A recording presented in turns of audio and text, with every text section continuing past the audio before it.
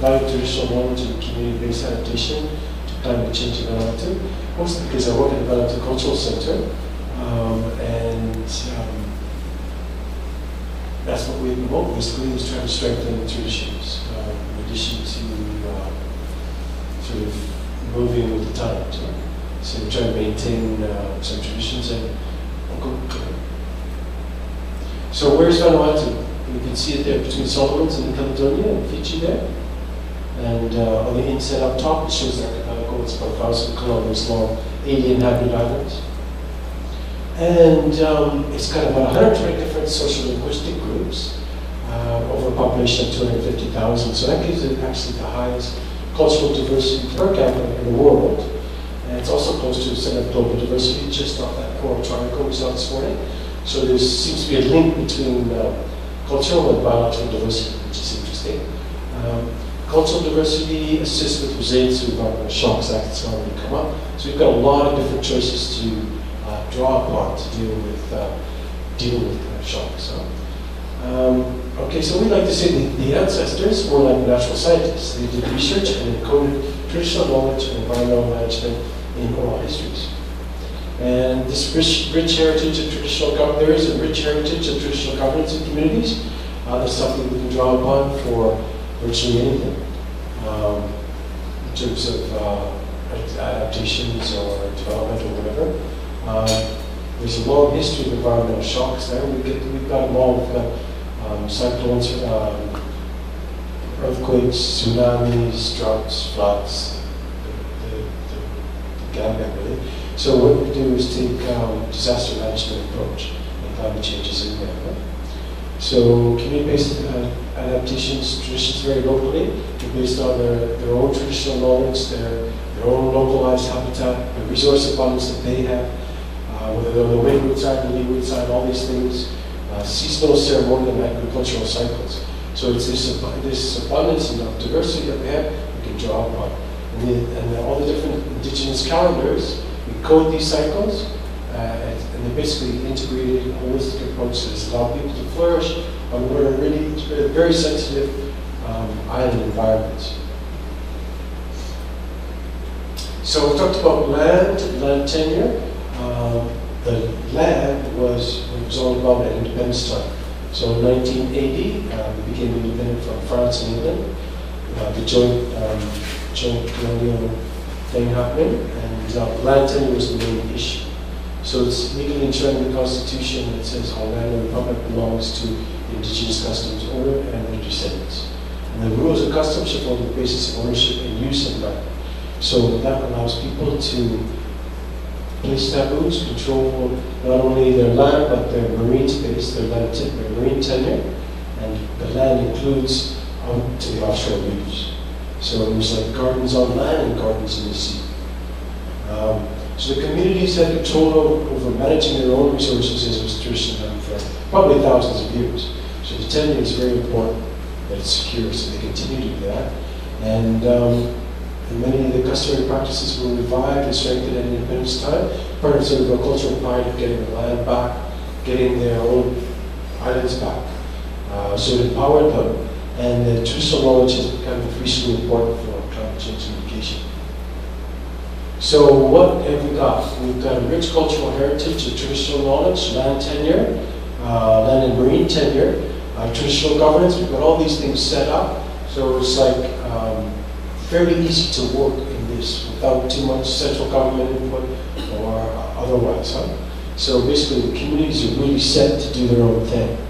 And what they've got as well is a strong heritage of crops and techniques to grow them, preserve them, prepare them. So what we've got is a lot of wild foods and alternative foods that are not normally eaten that are maintained so for times of trouble and famine, whether there's droughts or cyclones or tsunamis, whatever. So there's a lot of food preservation and preparation and diversity to draw upon. And the traditional calendars for the hunting and agricultural cycles, livestock, fisheries. And we've already talked about that with most different islands. So other strategies, the rich agro biodiversity, literally kinds of different varieties of the root crops, yams and taro, as well as kumala, or sweet potato. Even the introduced ones of manioc and these things, already there's about 100 varieties that have been developed. So people are very attentive to the agricultural cycles, and they really diversify their crops. The woman there is standing in swamp taro, and it's actually the same swamp taro that's found on John's remote atoll up in New Guinea. And we didn't really know that these communities up in the northern island were using them regularly for consumption. We always thought it was where it existed, which wasn't very much, because it's really mostly for atolls. But there it's growing very, very well, planted in the river. And the agricultural system there is basically no big monocropping, it's all small sections, the size of this room here, and there'll be numerous of different areas. So if cyclone comes this way, maybe it affects these gardens, but not these other ones over here. And they're shifted around every few years, so it's swing agriculture. They have natural pest systems, control systems, planting different plants that are bitter, so that the pests don't spread, these sorts of things like coleus, if you're familiar with that, or cava. And erosion controls with terracing, we see some pictures here. So people are basically producing organic, fresh, local food. And so we say low carbon footprint. We're not shipping in food or anything. It's just locally produced. Really, it's as good as it gets, and we want to try to keep it that way. So this gentleman is showing us his yam production, and that's usually places are either wet or dry. If they're wet, they're taro people. If they live in a drier area, they're yam people. So and then there's everything else beyond that, the vegetables and fruits and nuts and things. Here's a sort of erosion control taro field. So they control the flow of water in, it's terraced, and there's fish, prawn, and eels in there which fertilize the taro. When they want to eat fish or prawn, they just drain the water out and grab the fish and prawn and things. So it's kind of like an aquaculture thing too. Great little food security system. And here's something that's often used in tropical times, preparation of sago palm, they extract the starch. So it's a palm tree, it's knocked over, dig the starch out, and then they extract it, just a water extraction. It's popular in John's area too. There's another one, it's called arrowroot. I grew up eating arrowroot cookies in Canada. I never knew where they came from, but see the little starchy tube on the bottom? It's extracted from that in virtually the same way as the sago palm. They call it the Polynesian arrowroot, but I saw it on John's Islands as well. So these are all crops that aren't normally eaten necessarily, but quite a bit of labor to do it. You have to extract the starch and decant and all this, but in troubled times it's there, it's growing naturally. This is another crop here, type of taro that's introduced. It's from Central America originally, Central South America, but we call it taro Fiji because it came via Fiji. John would call it taro Singapore, it came via Singapore. But then a place that's called Chinese taro. But it's very hardy, you don't have to look after it. This is my garden actually, I live in that thatched place up top there. And basically we get away with very little attention on that taro, but when we want it, it's there. So it's really helped to stabilize sort of food security. There's another taro at the back there by those yellow flowers, and that's pigweed taro. And that is eaten as well. So again, it's just growing naturally. There's sugar cane around and papaya. So that's the polyculture. You don't do big monoculture that attracts insects and you run into problems and put chemicals and stuff, but having the mixed arrangement basically keeps the box down. There's wild yam on the left side, big production and very little attention paid to it, which is hardy varieties of wild yam. Again, we probably have 50 varieties of wild yam. That's another one there with the ball that hangs from the vine. And then we've got the chickens and the pigs and everything as well, free ranging around, so you've got eggs and protein as well as from the seed. This is a dryer for a type of nut, a nali nut, and so it's preserved that way. And that just hangs in the kitchen. You can see it's burnt dark, that's from smoke. So they're packed in there and they're preserved in there. Do you have nylon nuts? No? What are we talking about? Okay. To preserve them. Yeah. And this is something relatively new on this island. It's a small offshore island. They're planting house posts. See that tree goes very straight? This gentleman is showing us his plantation of house posts. In the past, people have done this with canoes. They grow canoes, cut them so it grows straight and everything, so you get a nice straight piece of canoes. So people are using their knowledge of their environment to produce what they need. And with the threat of climate change and other disasters, we're starting to take more proactive approaches. And like I say, this gentleman was recently to plant house posts. Good, strong posts that go straight. Otherwise, we have traditional architecture and house design to withstand disasters. Little small hurricane houses that people build that will stand up to hurricanes. And so they still build them again because it's the safest bet. And if there's an earthquake, there's no cement to fall down on you or anything like that. It's a leaf and frame structure. There's traditional technologies for weather prediction and indicators of whether there'll be cyclones, whether the turtles nest low on the beach or high, whether the hornets whether nest high in the trees or low. It's all indicating what's coming. There's numerous signs like that. Medicinal plants and traditional health practices very much alive and well. People primarily exist for their medical needs. And then traditional canoes, which the next slide will go into more on. But just to say that we've been launching a revival program to maintain that. And we like it because, again, low carbon footprint. There's a family coming back from the garden with their produce and stuff. So they're just traveling along for free. And no muss, no fuss, no importing fuels and that. So free transport, fishing, hauling, and then the trade routes to get to other islands. Get more crops. If you're running low on, if you had a bad couple of seasons on your taro, go to the next island and get some of that back, or yeah, or whatever. So that's been important in the past and again today. Sustainable seacraft that encompasses a lot of traditional knowledge. Although the woods, the ethnobotany of canoes are quite fascinating. We've got a dozen types of plant materials used, from caulking and lashings to all the different woods for the flexibility, resistance to rot, insects, sun, and sea. So, in fact, that need for good canoe woods helps maintain all these plants over the millennia by people nurturing them and planting them, making sure they're holding this. Because in the past, you need the canoes. And there's many areas of the Pacific where they don't have them anymore. So just to go fishing 20 meters offshore, you have to buy a little boat. So it's a huge difference. These are free boats, essentially. I happen to really like the canoes.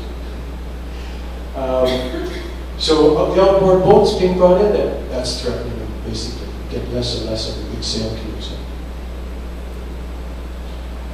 So another important thing that we have are more intangible, but the whole, what we call the traditional economy, which is sometimes referred to as the subsistence economy, but it sounds a little derogatory. So we go with traditional economy. It includes sort of the reciprocity, social capital, the kinship links, exchange of barter networks. If you need credit, you don't have to go to the bank. You've got family members that will support you. You've got other islands that will barter and trade and exchange. You don't even need money. So it's the informal economy, and it starts with cashless. And basically, we have two economies running in the country. The ones in the cities, the two towns we have, which is cash. And then outside of that, people are operating largely without cash. $1 a day are their needs, if that. So the other main one we have are traditional resource management, or TRM strategies. And that's very strong still in balance. It's based on the traditional governance system of the leaders being able to go taboo, and the belief systems and worldview. If you're into this, you can't do that. And then everything has a time and a place. If you're going to go to fishing that day, you can't later to go to your garden, or vice versa. If you eat turtles in the morning, you can't go to your yam gardens. So if you've got to go tend to your yam gardens, no touching the turtles. And incidentally, the turtles' most vulnerable time is when they come ashore in the nesting season, and that's when the yams need most attention. That's the yam season. So it's a way of naturally protecting the agricultural cycle and separating the fisheries from them. There's numerous examples of that. And the photo shows a type of indicator. So if you're cruising along the canoe or along the beach, you see that, everybody knows there's no fishing there. Usually there's a pig sacrifice to place that leaf, and everyone witnesses it, they're part of it, and they know that, well, the ancestors are actually brought in, the spirit of the ancestors are brought in to monitor. They're watching. And so if you break the taboo, then you're liable to become sick or something bad will happen. So people really respect these things even today. Because there's often occasions where people do break them and something bad does happen. So it's something we're very lucky to have. So the TRM strategies, the traditional resource management strategies, include the sacred sites. I like to say that if you throw a stone in any direction, you'll find another sacred site. The sacred site, they mark the landscape. There's a story that goes with them. It could be a stone, a bend in the creek, or whatever, but there's all these sites that are naturally protected by virtue of spiritual connection with the land. They have regular area, species-specific, or seasonal closures. I mentioned the one with the yam. Some islands, as soon as the yam is planted in, say, September, until 6 months later when the first yam is ready, no taking anything from the reefs. You can go fishing outside for flying fish, or tuna, but nothing, no touching the reefs. And that's during the hot season, the rainy season, when the yam grows well. But it's also the spawning time for most of the animals on the reef. So basically, a 6-month closure every annual cycle during the spawning season. Perfect. 6 months, everything on the nearshore reef takes a break, you can go access the pelagic. So it's a great system. There's also behavioral and cultural prohibitions. People, whatever totem you are with your clan, you don't eat that because it's an ancestral totem. So if you come out of the turtle clan, then you don't eat it. These sorts of things, the calendars, and then the customary rules I mentioned about if you do this, you can't do that. It's a highly ordered society in the past, and it's these type of rules that maintain the environment. It includes the traditional harvesting techniques, traditional fishing methods, so very selective. It's not like you put out a big net, go home, sleep, come back, see what you got the next day, and it's full with all kinds of small fish or fish that might actually be poisonous, so you got to throw them back, or they're mangled in the net, or shark has eaten half of them. You'll see some shots later. So we find this system, we mentioned having many tools in your toolbox. This system has many different options, the traditional system, and it's in contrast to the modern approach of just setting up a protected area. But there, a community you go in, you survey what they're doing for management, and you find that, okay, Trocus and Bestamere are closed, this area is closed for the next couple of years, and then we have our Yan closure, and there's no using small mesh nets, no diving at night, because you kill all the fish that are sleeping, the parrotfish and all that. So they'll have a long list of things, and no collection of giant clams, for example, during hot season, for example, or no selling giant clams. So you won't just have one protected area, you should have a long strategy, list of strategies, and they can fine-tune their management that way. So we find it much more diverse and effective. And then you've got this. in contrast, and this is happening in the urban area, but it's like without some sort of government support to control this type of activity, no matter you have a protected area or a taboo or whatever, if that's happening, they're in big trouble. And this was where I lived before. This was the next yard over. It's one of the reasons I moved, because they basically destroyed that area of the lagoon.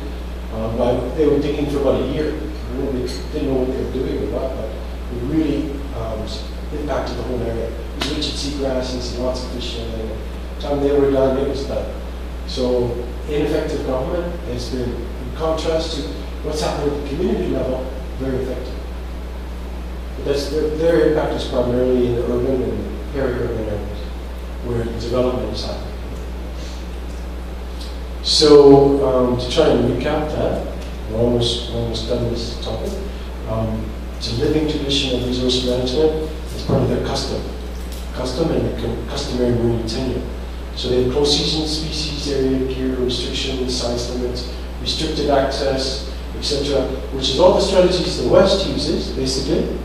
But that's been happening a long time in the Pacific, and I think it originated there, and then the Europeans, they basically took that and institutionalized it. But basically, it's already happening in the Pacific, many areas. And it seems to be the strongest still in Melanesia.